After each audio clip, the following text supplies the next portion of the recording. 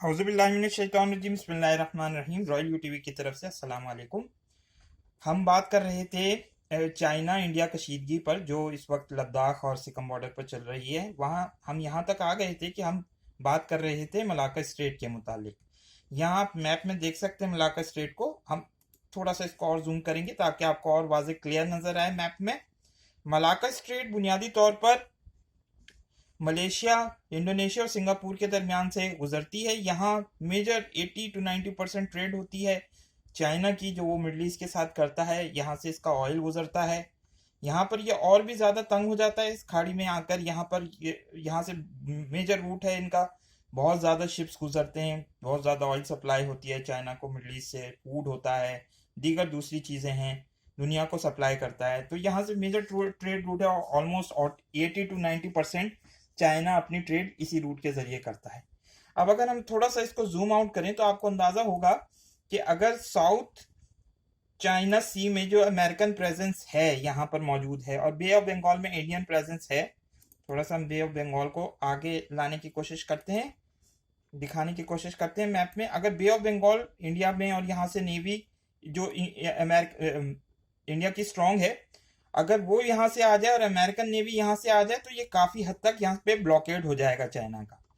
इस सूरत में अगर ये ब्लॉकेड हो जाता है तो चाइना की ट्रेड रूट तो बंद हो जाएगी। इसीलिए चाइनीज ने जो है ना सीपैक तामीर किया है। आप सीपैक को देख सकते हैं। सीपैक के जो ट्रेड रूट है वो ऑल्टरनेट रूट है, ताकि ज़्यादा से ज़्यादा चाइना को फ़ायदा हो।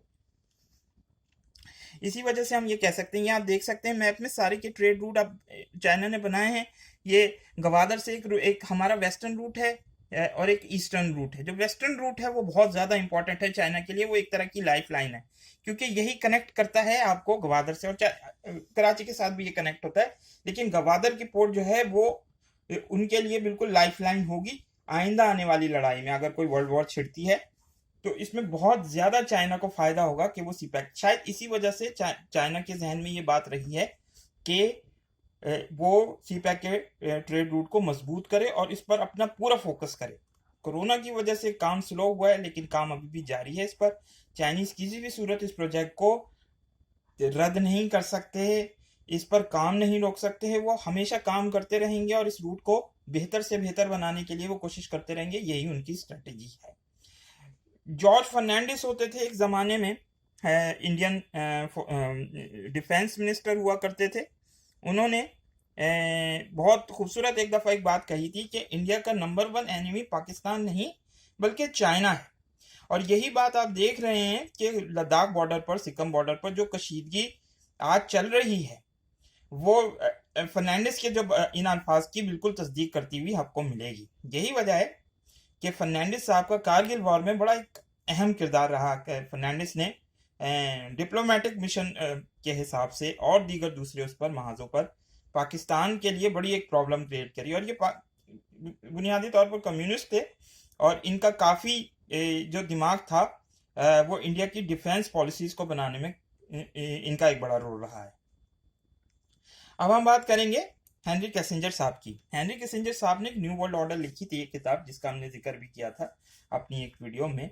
हेनरी किसिंजर ने बुनियादी तौर पर यह बात कही थी कि देखिए, ये कोई एक कॉन्स्पिरेसी थ्योरी लोग बना देते हैं कि भाई किसिंजर ने ये लिखा था कि कोई न्यू वर्ल्ड ऑर्डर, कोई ऐसा ऑर्डर है जो दुनिया पर काबिज हो जाए। और ये बातें अपनी जगह अहम होंगी, मैं इसको डिनाई नहीं करता इन कॉन्स्पिरेसी थ्योरीज को। लेकिन देखिए बात क्या है, बुनियादी तौर पर इस वक्त एक न्यू वर्ल्ड ऑर्डर की ज़रूरत महसूस पूरी दुनिया को हो रही है। 3 ऑर्डर्स हैं बुनियादी तौर पर जो compete कर सकते हैं आपस में। एक वेस्टर्न ऑर्डर कि ऐसे ही चलता रहे, ऐसा ही मामला चलते रहे जैसा कि अभी चल रहा है, या फिर चाइनीज़ ऑर्डर आ जाए उसके लिए। अगर चाइनीज़ वर्ल्ड ऑर्डर आता है तो एक डिफरेंट चीज़ नज़र आएगी आपको।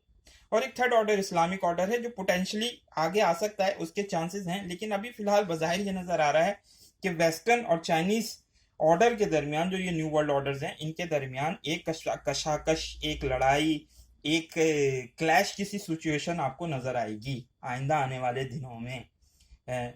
उसमें क्या उभर कर सामने आता है ये वक्त बताएगा। लेकिन अभी लग रहा है, किसिंजर ने एक बात कही थी कि चाइनीज़ बेसिकली ट्रेड के ज़रिए जो है इन्फ्लुएंस करते हैं। लेकिन मुझे लगता है कहीं ना कहीं अब उनको ये बात समझ आ रही है कि दुनिया में सिर्फ ट्रेड ही ज़रूरत नहीं होती, बल्कि शायद आपको मिलिट्री पावर की भी ज़रूरत पड़ेगी दुनिया से अपनी बात मनवाने के लिए, क्योंकि वेस्टर्न ऑर्डर का जो new world order, western order जो चलता रहा है मुस्तकिल, पास्ट में भी हम देख चुके हैं, सेंचुरी से चल रहा है, इसमें मिलिट्री पावर को बहुत अहमियत हासिल है। इसीलिए बुनियाद पर हम ये कह सकते हैं कि शायद चाइना को भी अपने वर्ल्ड विजन को नाफिज करने में बहुत ज़्यादा ये चीज़ चाहिए होगी कि वो अपनी मिलिट्री माइट को भी यूज़ करें। बाकी हम इस चीज़ पर डिस्कशन करते रहेंगे, गुफ्तगू होती रहेगी हमारी।